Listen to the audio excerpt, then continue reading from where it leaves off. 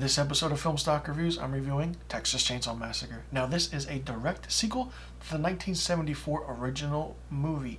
It has nothing to do with all the other movies that are in the franchise, and this is the 9th installment in the franchise of the Texas Chainsaw Massacre. Now, this movie takes place close to 50 years after the killing spree that happened in 1973. The movie is so all over the place. There's good and there's really, really bad parts. Now, I didn't like the story at all. Basically, it tells a story of Melody and Dante, who are so-called Gen Z entrepreneurs who come to the Texas town of Harlow and, want to so-called create a trendy new area where people can come for the summer and be hip and everything. All the while that's happening, we find that the Leatherface's mom is still at her home in the orphanage. It's really interesting because this takes place in the town of Harlow, not at the house where the first massacre happened. Now, here's the thing. Alice Krige is playing the mother. Of course, if you've seen horror movies, you know who she is. She's that one actress that is the go-to for horror movies to play a mother. Now, the characters in this movie, other than Leatherface and Sally Hardesty, could be forgotten about. The Gen Z characters I could give two shits about. I really didn't care about them at all. And the reason I say that is because the characters are really brought on screen and they don't have maybe a total of 20 minutes amount of screen time. The character of Dante, quick kill. You knew he was going to be the first one to die. Okay, it's interesting. Melody, so-called, is the nice but has that quick spark about her. Her sister, Lila, is going through some traumatic stress because she was involved and was part of a school shooting that happened. So all these memories are coming back to her. And the character of Dante's girlfriend, or Ruth, or whoever you want to call her, is killed off really quickly as well. The sheriffs are dead, and nothing makes sense in this movie. The thing about it is, the character of Leatherface is really interesting in this. He's more so, you can tell he's older, and he's like, he's not slow at all. The agility, the pace, the quickness that this character still has 50 years when he's probably in his 60s or 70s is insane. They never actually say how old Leatherface is, but the way it was done was interesting. There are so many interesting aspects to it, and we understand why Leatherface is doing what he's doing in this movie. It's a simple understanding of the story. He does it for revenge because the Gen Zs came into town, did something, and, the face he wears is his mother's face. And it's just crazy. Now, I do want to say one thing. The character of Sally Hardesty was interesting because she came back because she was a sole survivor of that first massacre that happened in 1973. Here's the thing. She wasn't in the movie along that at all. It was a very short role for this character.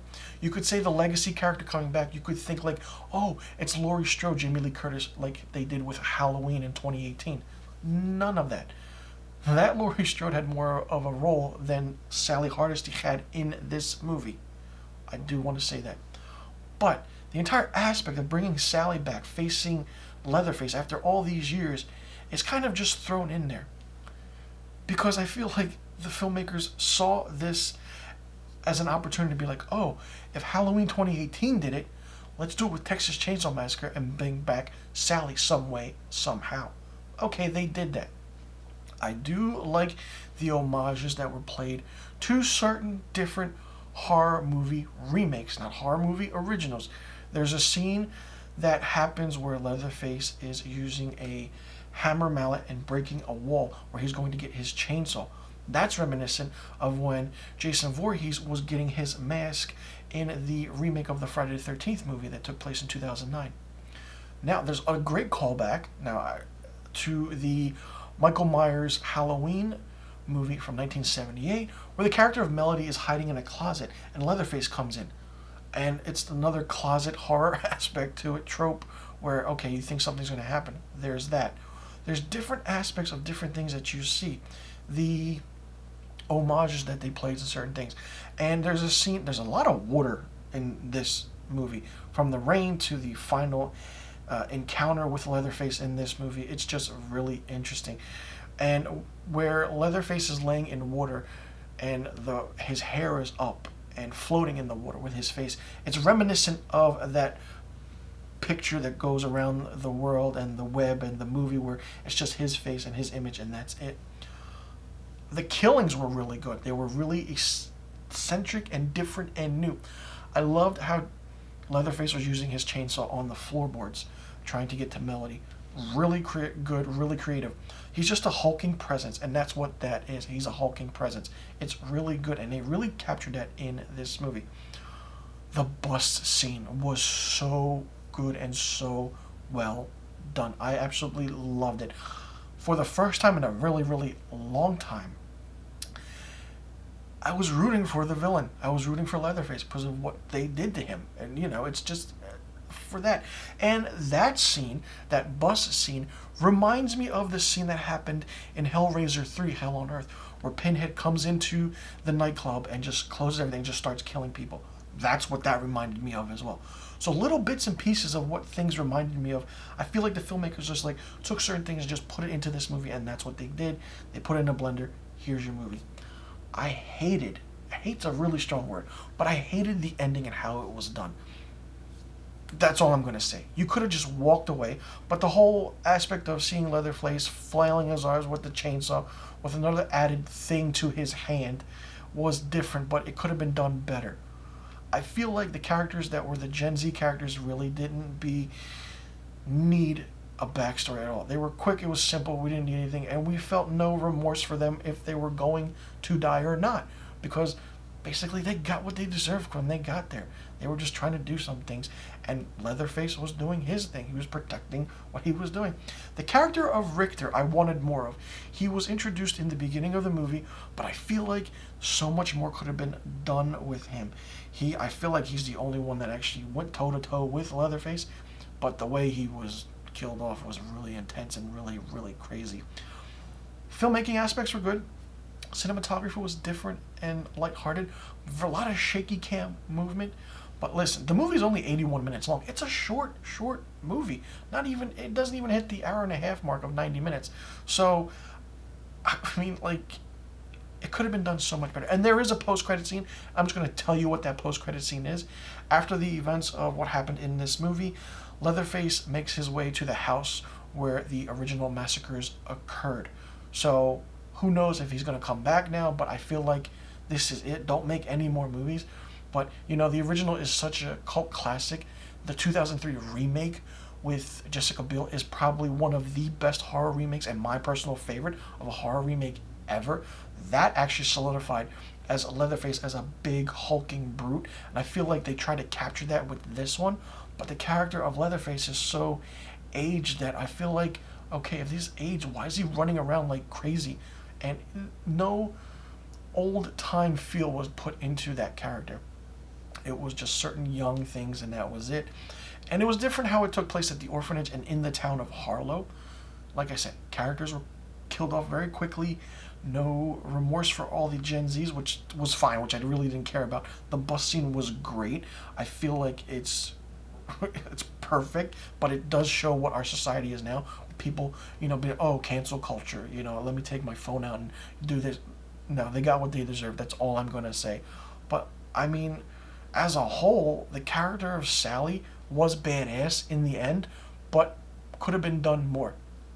I feel like, hey, listen, the character of Leatherface wins. He won. He did his thing. It's the only one where a villain actually got what they wanted in the end as a horror iconic villain.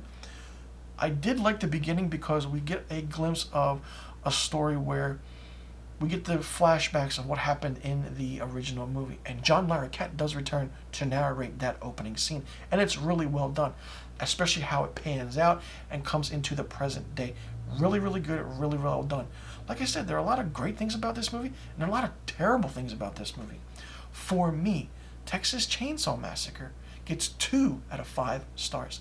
I loved the Leatherface aspect to it, and I loved the killings, and that was it. I feel like the character of Sally coming back as a legacy character was not needed. If you wanted to, include her, could have included her more often. The Gen Z characters I really didn't give a shit about and really didn't care about, which was fine because this whole time I was rooting for Leatherface.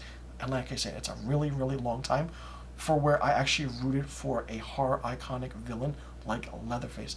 I love the character of Leatherface. The whole aspect of what he's doing and thing. The character of Leatherface's name isn't mentioned until maybe 20 minutes until the movie's ending, where Sally's like, his name's Leatherface.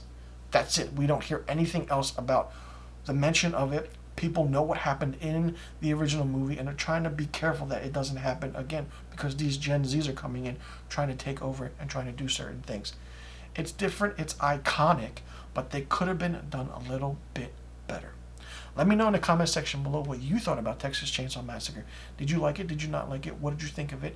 Did you like the horror aspect or the slasher aspect to it? Because it's definitely not a horror movie at all. It's nothing scary about it. It's just in-your-face slasher, which is really, really good. And also, what did you think about the legacy character of Sally Hardesty coming back and facing Leatherface after all these years? Do you think that she should have been included, or do you think they should have just kept her out and just went with the whole Gen Z and Leatherface going on a whole killing spree for what the movie actually did in the story? And also let me know what your rating is and what your favorite Texas Chainsaw Massacre movie is in the entire franchise. Let me know in the comment section below about the questions I just asked, and I'll see you guys in the next review video.